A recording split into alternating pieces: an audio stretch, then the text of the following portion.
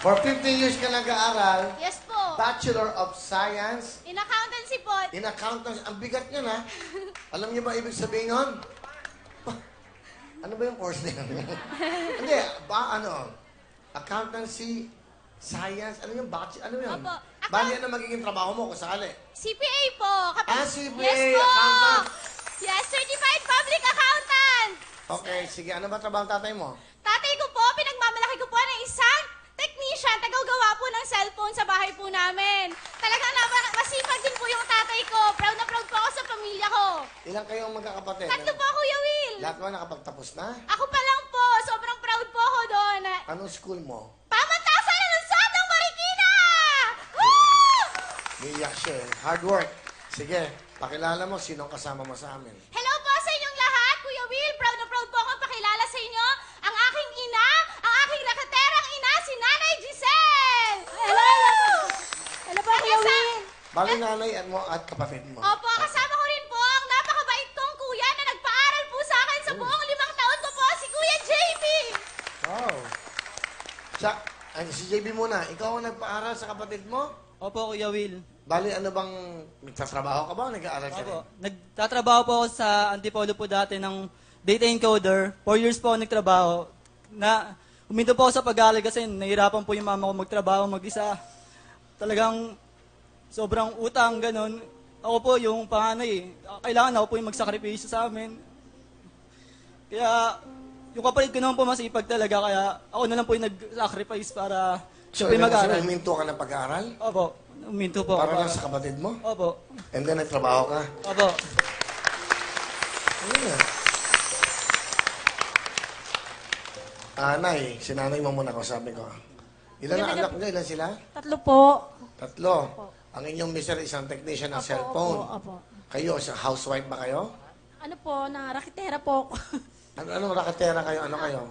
Lahat po ng dapat kong i-business po, yung namamasukan lang po ako sa kapatid ko. Pinilit ko pong, kahit po maliit po yung binibigay sa akin ng kapatid ko, pinilit ko pong pagkasahin po yun. Ano gusto niyo sabihin sa anak niyo? Ate, alam mo naman na 15 years nagsikap ka, ni minsan hindi ka sumuko. Napakadami natin naging problema, pero ikaw, yung hindi ko nakitaan nag-give up ka sa pag-aaral mo na mahihinto na lang ako sa pag-aaral, magtatrabaho na lang ako, pero hindi mo ginawa yung anak. Pinilit mo makapagtapos, kaya proud na proud ako sa iyo, anak. Dahil yan ang magandang nangyari sa buhay mo, sa buong buhay mo, anak. Yan ang magandang tatanggapin mo, anak, na makapagtapos ka ng pag-aaral. Yun lang po. At ang kuya mo nagpaaral sa'yo, ano gusto mo sabihin sa kapatid mo? Ne, proud na proud ako sa'yo. Alam mo yan, hindi mo sinayang paghihirap namin ni Mama. Alam mo naman, mahirap yung buhay.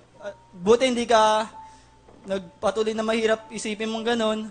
At ako, hindi ko rin isip na ganun kasi porket mahirap, di dapat ganun. Kailangan magsipag ka lalo. Ganun sa buhay. Kailangan masipag ka, dapat mag-think positive ka kahit sobrang hirap ng buhay. Kailangan go lang para makabit mo yung mga pangarap mo. Ano gusto mo sabihin sa nanay mo muna? Mama, salamat kasi napakasipag mo, nanay, na gumigising ka ng maaga sa amin para maglaba. Alam ko, mahirap maging estudyante para po sa inyo lahat, para malaman nyo, pero mas mahirap ang maging isang nanay. Yan ang pinakamahirap po na role sa buong buhay. Alam niyo naman po yan, lahat dito kayong nanay dito. And maraming salamat, ma, sa pagmamahal na hindi ka sumusuko sa amin, na kahit ang daming tao nagda-down sa atin, pero patuloy tayo, pamilya tayo, isa tayo. Pinagkaloob sa atin ng Diyos, tayo bilang pamilya, lalaban tayo kahit anong problema yan. Mahal na mahal ko kayo. Sa kapatid mo? Kuya, salamat kasi nagparayahan. Ako muna yung makapag-aral. Ayokong sayangin yung pribilehiyo na makapag-aral kasi ang dami hindi nakakapag-aral, di ba? So ako, pinilit ko talaga na makapagtapos para sa inyo. At proud na proud po ako sabihin, Kuya Will, na ako po yung kauna-unahang nakagraduate sa Castro family po sa amin. Ako po talaga yung kauna-unahang nakapagtapos. Imbis sa kuya ko po, di ba? Pero binigay niyo po sa akin yung oportunidad na yun at maraming salamat. Mahal na mahal ko kayong lahat.